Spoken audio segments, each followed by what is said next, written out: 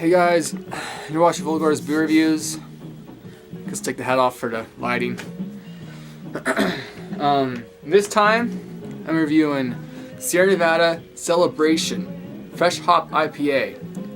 Got this at Fred Meyer. I'm gonna say it's like a broken record, but I was at my buddy's house. And I'm like, damn, I want to get to Fred Meyer before they close. So I made there just in the nick of time, like maybe 5 minutes. Right in there, got 4 beers. Elysian, Alaskan, Widmer, and this is the last one. Sierra Nevada Celebration Fresh Hop IPA. Chico, California, and Mills River, North Carolina. So yeah, there's 2 breweries now. Special ale for the holidays. Celebration IPA features the first hops of the growing season. This pioneering ale is full of complex flavors and aromas from the generous use of whole cone American hops. The first brewed Celebration IPA in the winter of 1981. Each year we use only the first fresh hops of the growing season to create this complex and robust ale. Layered pine and citrus hop aromas balance delicately against each other. Malt sweetness to shape this bold wintertime classic.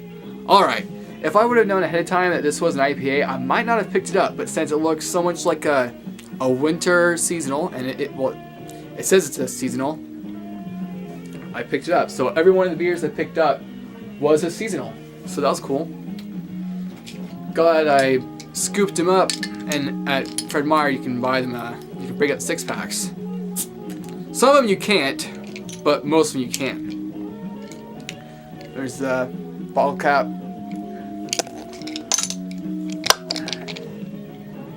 Oh yeah, you can smell the fresh hops.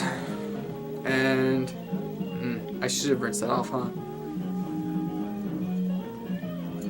Oh well, I'm over it.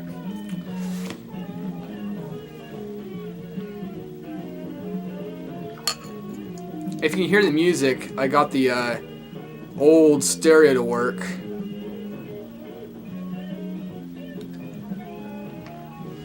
So I'll set it down there.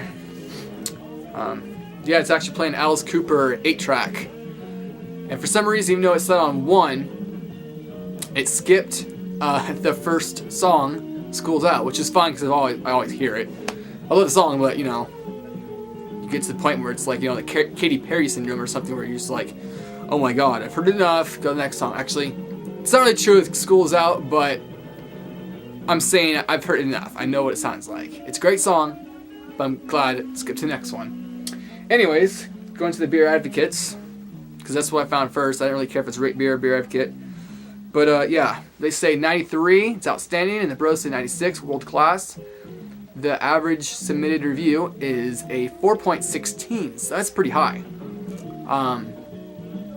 That's out of 3,160 reviews and 7,949 ratings. This is an American IPA at 6.8%. Availability is winter, you know, obviously. Fresh hop ale, no spices, no IBU information, unfortunately, but I figure it's high since it's a IPA. Yeah, I'm sorry, 4 minutes into the video, I get to the facts first, but let's take a look at that. Copper colored, trying to get the light to it. Oh well, that's the best you can get. A light copper color.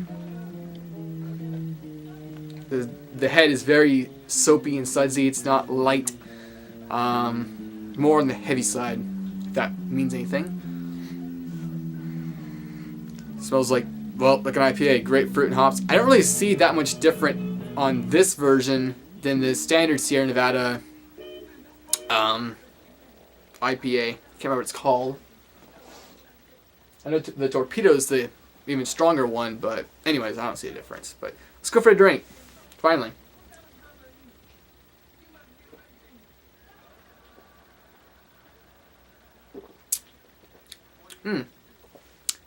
Wow, I'm surprised. It's not really that bitter. And the aftertaste is more like, it's more of a relief. This is a killer IPA. Hard to say for other folks though, but if you prefer an IPA and you like that bite, the IPA bite that you get associated with the Northwest style IPA, you might be turned off by this one because this is sort of like Samuel Adams IPA, which I used to have the can down there. I must have moved it back there. And there's a bunch of shit in the way, so I can't just walk over and grab it, but just take my word for it. But this is better than Samuel Adams Rebel IPA. It's like, even though it's an IPA, it's not super bitter, and it's not, doesn't really hurt your head, or, it's not super bitter.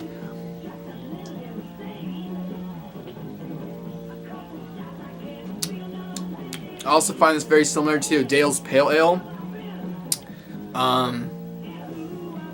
What's the percentage? What was it, 6.5? 6.8, which is pretty close. So yeah, very similar to Dale's Pale Ale. If you like that, pretty sure you'd love this. Let's see if I can find a review. Alright, here's one, 4.5 out of 5. I have enjoyed this beer, for many times over the years, but this year is the first year in Nevada that has local to North Carolina, so I've never had one this fresh before. I don't really understand the stigma, or I don't know what you call it, the opinion, or what, the thing with people's like, oh, I finally got a beer this fresh, or oh, I don't know if I should drink this, it's 2 years old. If it's been kept in out of the sun for all that time, then it's fine. I've had beer that's 14 years old and it tasted just as good as a new one. What am I talking about? Old Milwaukee. I've had an old Milwaukee, a 14-year-old old Milwaukee, in the back of this garage, and it tastes just fine. So, I don't know. I don't really get this, the really date thing. I can't really taste the difference. Of course, that was an adjunct lager, so maybe it had preservatives and it lied because they usually say no preservatives. Anyways, getting back to what I was trying to read. I've never had this one fresh before, bottled on 9/26/14. Aroma, piney but not overwhelmingly so. Appearance, very orangey, amber brown with delicate lacing. Mouthfeel, just right, not too watery, but not chewy either. Not that there's anything wrong with that. Taste, more balanced than I remember, but my hop tolerance is so high now that I would be insanely bitter to others. Hop tolerance is so high now that would be insanely bitter to others is meant to be. Oh, okay, I see. That's like sort of like me. A lot of beers I drink are like, oh, this is pretty good. You should try this. And you're like, oh my god, I can't stand this. It's so strong. It's so bitter. Taste, more balanced. I already read that. Leaves a very nice, just all right amount of bitterness. Aftertaste, very drinkable. Overall, one of the all-time classics. Getting it fresh is a bonus. Citrus hops, toasty malt, citrus hops, toasty malt, bit of grapefruit on the finish, and yeah, that's pretty much it. I don't really remember the price of this. I had the receipt, but oh well. The point is, it was probably like $8 a 6-pack, and if that sounds too cheap, then okay, it might have been on sale. But between all the bottles I picked out, they were like $1.70 to $2, and I think that was the most. I don't think it'd even be that much, but yeah, it's all pretty good. This one, I feel like it's kind of not really a seasonal. I feel like they just crank out another beer just to make more money because it says seasonal. So on that behalf, I'm kind of disappointed. I was kind of expected like some spices of some sort, or like with this one, the Bigfoot Ale. This is 9.5%, and I was expecting it to have a little more of a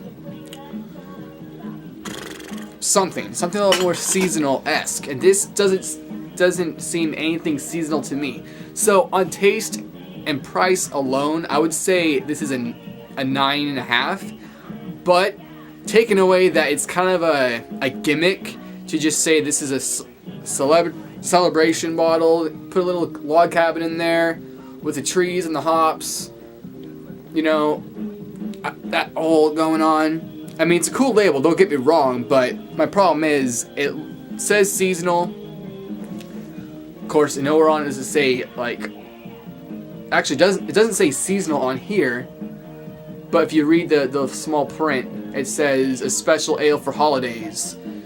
IPA features are the first hops of the growing season. The pioneering ale is full of complex flavors and aromas from the generous use of whole cone American hops, which I already read that, I'm sorry, but it does say holiday celebration IPA. You know, it kind of, yeah. It says winter or whatever. It says what it says, like it should be a winter. I don't see anything different.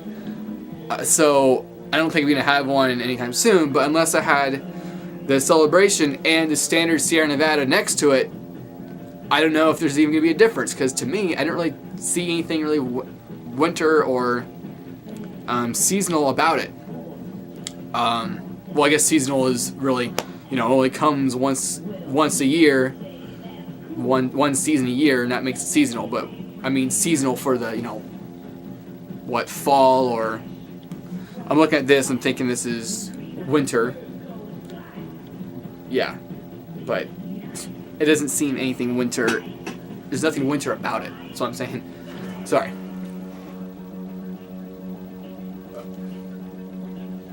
But that's just a minor gripe. I mean, I don't know.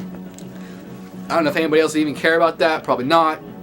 It's gotta be at least somebody's gotta agree with me. Somebody, because it is kind of a bummer. Like if you only bought one beer and you bought this, and you was expecting it to be like the other ones that, you know, have more of a spice to it, that actually tastes like a winter ale, and you get this, it just tastes like an IPA.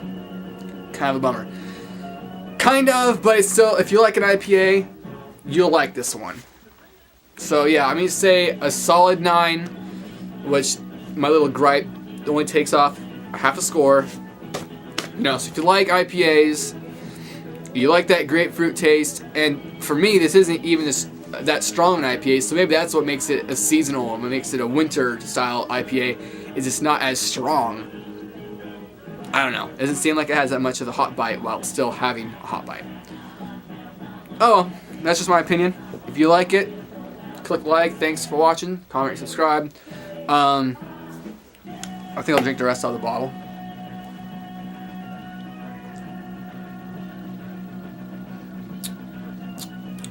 Yeah. It's a pretty damn good beer, but it's just, I don't see anything winter-esque about it other than the label. Just tastes like a good Sierra Nevada IPA to me. Alright, I'm sorry this video's gone at 13 minutes, but yeah. Alright, so there it is. See you next time.